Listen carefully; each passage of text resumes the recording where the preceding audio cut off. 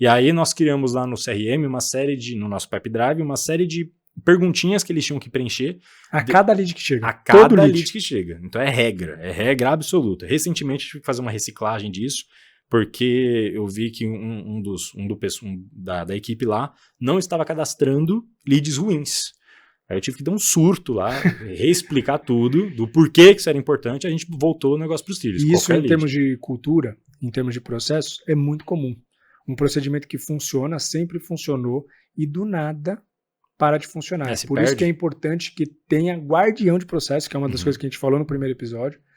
De novo, assiste, porque é um episódio sensacional, muito prático, sobre como você pode pegar esses conhecimentos e trazer para sua empresa.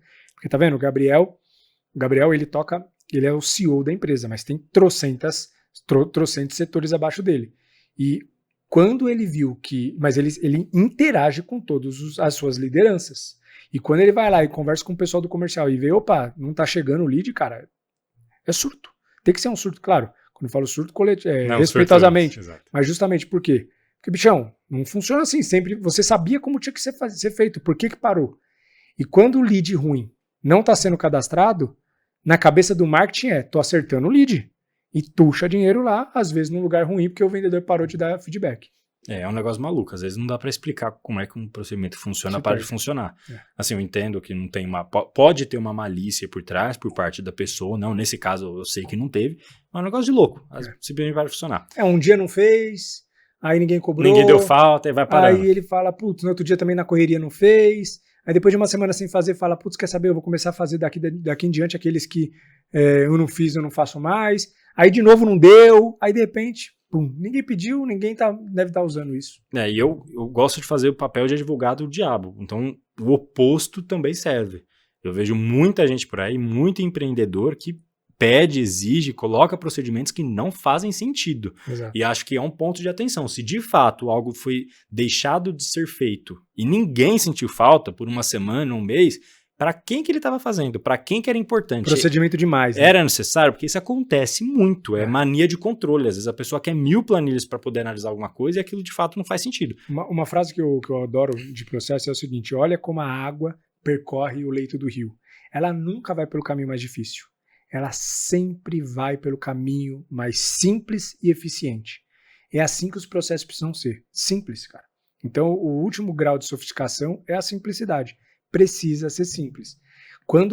Eu já tive uma época, sempre fui muito ligado em processo também, já tive uma época que eu sempre olhava e falava como que a gente pode melhorar o processo. E com um pouco mais de maturidade empreendedora, eu tenho olhado os processos e falado assim, como que a gente pode melhorar? Mas a minha cabeça não é o que está faltando. A minha cabeça hoje é o que dá para tirar, garantindo que funcione da mesma forma. Precisa tirar o máximo possível. Não precisa adicionar. Claro, precisa estar completo, mas depois que estiver completo, como que a gente pode simplificar isso? Porque, querendo ou não, quanto mais processo se coloca, mais trabalho as pessoas precisam, muitas vezes, fazer, às vezes de forma desnecessária, porque é um procedimento burro, e você vai começar a aumentar o teu custo, às vezes por um negócio que nem está fazendo sentido. Então, cara, o processo tem que ser simples. Eu ouso dizer que muitas vezes tem muito orgulho envolvido, viu? Acho que é muito da parte de faz isso daqui, aí as pessoas começam a questionar, e aí já dá aquela cutucadinha na pessoa, a pessoa fala, mas eu tô mandando. Você tem que fazer porque eu tô mandando. Se eu tô pedindo, não precisa dar satisfação. Eu vejo muito isso acontecendo também, tá? Tem muito empreendedor com muito ego por aí. Então, um exemplo que eu tenho, por exemplo, é de... Já sofri com isso também, tá? É normal, todo mundo passa por isso. Tinha uma planilha lá no comercial que eles tinham que preencher e eles simplesmente odiavam, porque era muito chato de preencher mesmo. Basicamente, tudo que eles alimentavam no Pipe Drive, eles tinham que realimentar numa outra planilha, só que com um monte de informação extra, porque depois a gente tinha que entregar isso pra Raíssa, porque ela usava pro DRE. Então, era uma planilha necessária. E eles faziam o papel deles de questionar. Eu expliquei para eles que era necessário e falei, eu prometo que no momento que não for mais necessário essa planilha, eu tiro de vocês.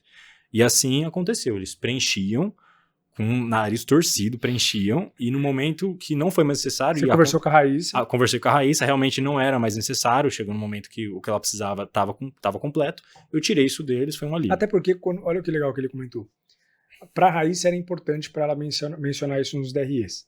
Só que em algum momento, quando o Gabriel, se ninguém fala nada, simplesmente todo mundo fica executando essa tarefa.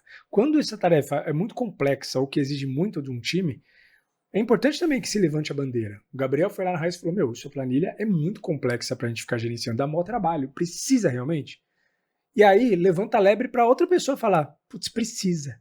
Mas daria, não tem um jeito diferente. E foi exatamente isso que aconteceu com a Raíssa. A primeira conversa que eu tive com ela, ela diminuiu a planilha, então já foi um peso que tirou, ficou muito mais simples de preencher, e na segunda conversa, coisa de um mês depois, ela pensou num outro jeito de fazer, inclusive do próprio PepDrive, e a gente tirou essa planilha. É isso, por quê? Porque os setores eles precisam se conversar.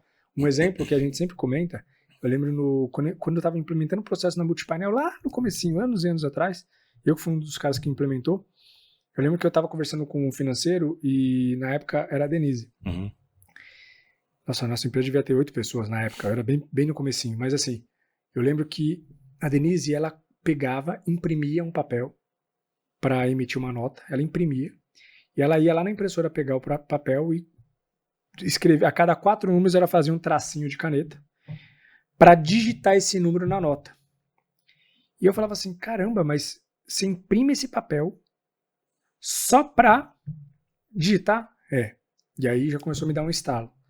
Segunda tela, que hoje a empresa inteira tem 2 telas, né? Que é uma das coisas de eficiência maluca que gera isso para você. Então, cara, eu sugiro muito que todos os setores tenham 2 telas, 2 monitores. O pessoal se acostuma, não quer voltar atrás. A galera no começo fala, tem gente que fala, não quero, mas no final todo mundo ama e não consegue voltar. Então a gente colocou a segunda tela para ela. Mas outra coisa que a gente fez mas por que você imprime? Não dá para copiar? Não, realmente não dá. Quando você clicava, não sei porquê, mas aquele número não selecionava. E aí, o que eu fiz?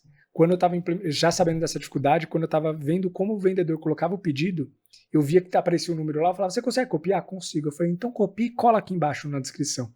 E aí a gente começou a replicar esse número embaixo, e aí quando esse pedido ia para a Denise, por estar embaixo também, ela começou a clicar, copiar, colar. Parece que é besteira, além de a cada nota que ela fazia tinha um papel extra que ela conseguiu economizar, parou de ficar imprimindo um monte de papel, levantando, indo na impressora, aí já pega um café, troca ideia com um monte de gente, aí volta, digita, cara, começou a virar uma tarefa muito simples. E nunca ela tinha reclamado.